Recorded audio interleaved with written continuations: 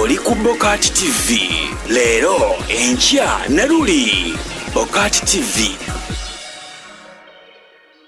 When I first ran in Chadon East, you all remember how the regime and its sympathizers did everything to attack my morality. Well, too bad for them, it did not stick, but they have never given up. Now they are seemingly challenging my credentials and desperately trying to cast doubt and portray me as dishonest. To be clear, ladies and gentlemen, in a functioning democracy, leaders should be put on spot and called to question. No leader should be above scrutiny, and in fact, our struggle is meant to promote a culture of accountability by leaders at all levels. But from the pattern I've explained above, this is no quest for accountability. This is witch hunt.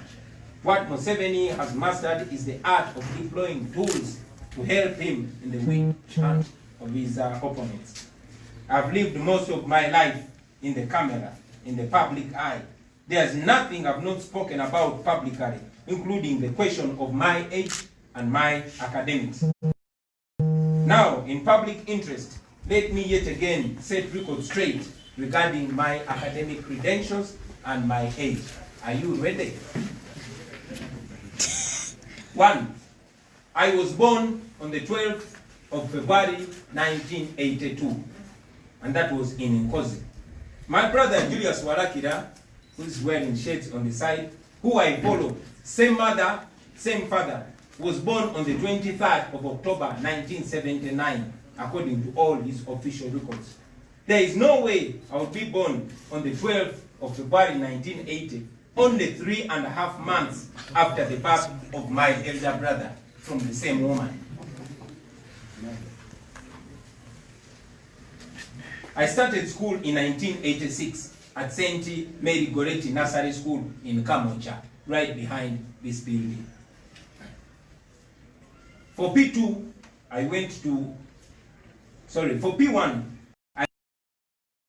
it is now called Aria Primary School. It is in Kamocha, right up there.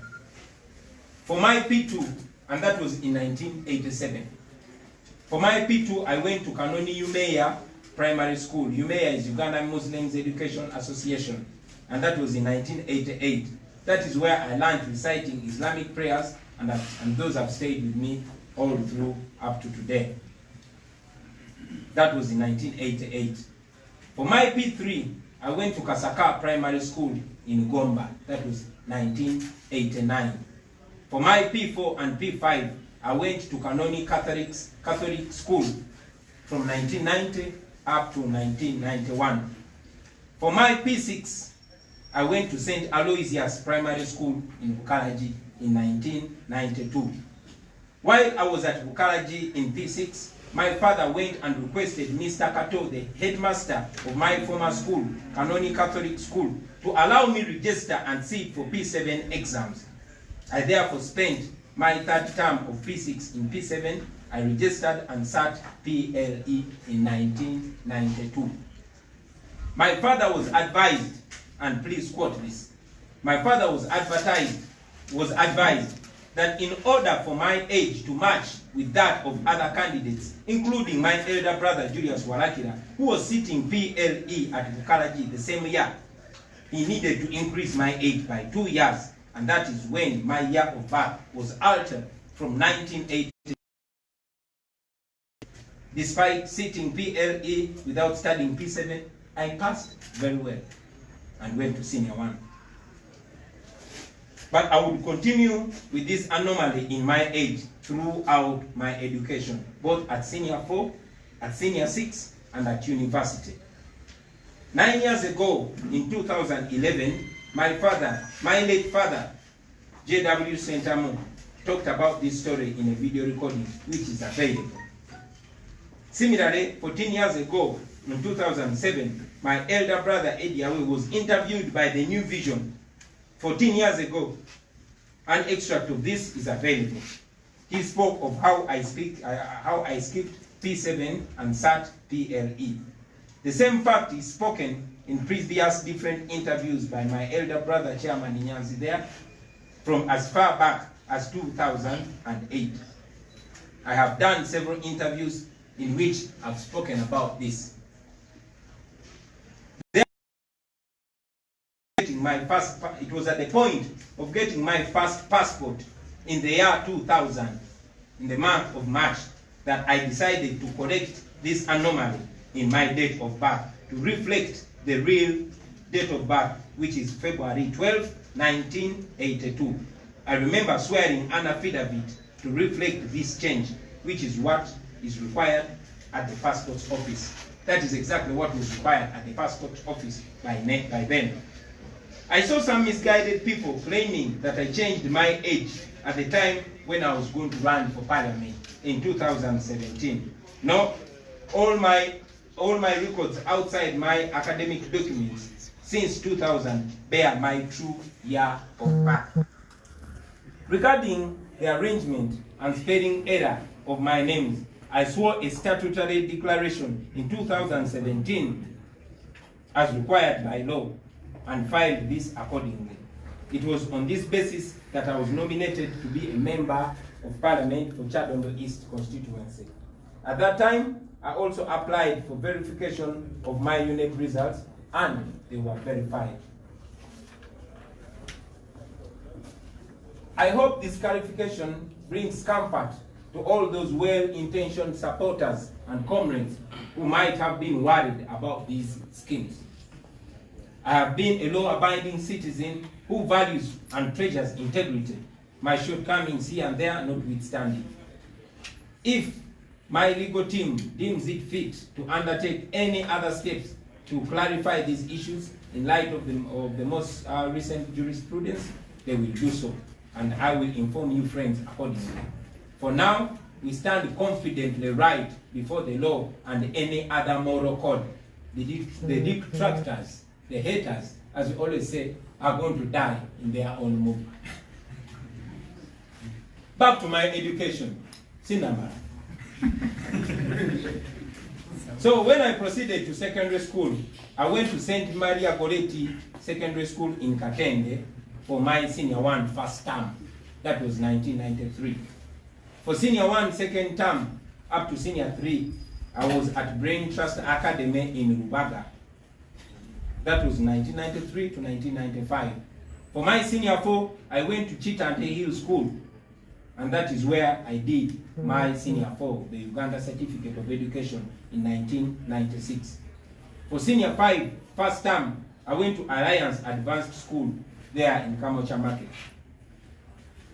And that was, for senior 5, second term, I went to Rubiri Secondary School.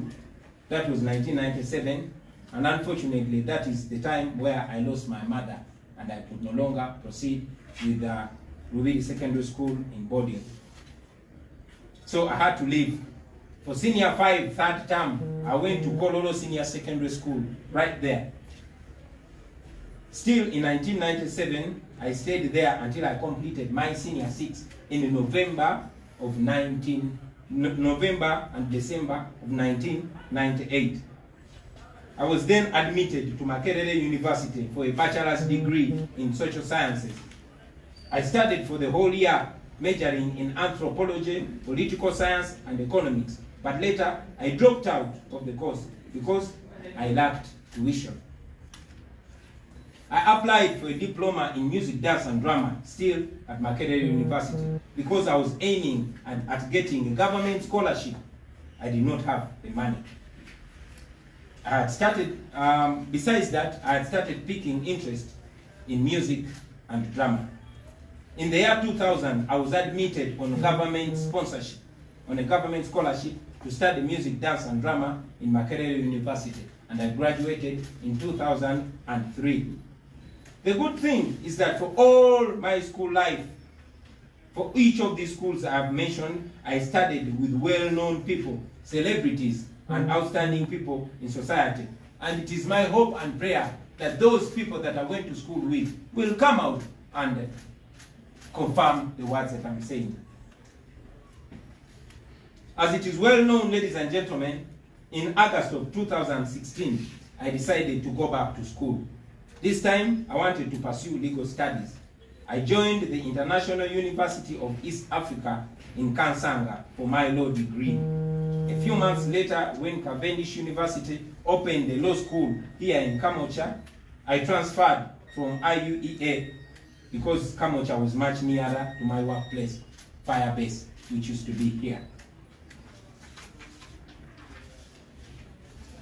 I also did a short course in leadership for 21st century at Harvard.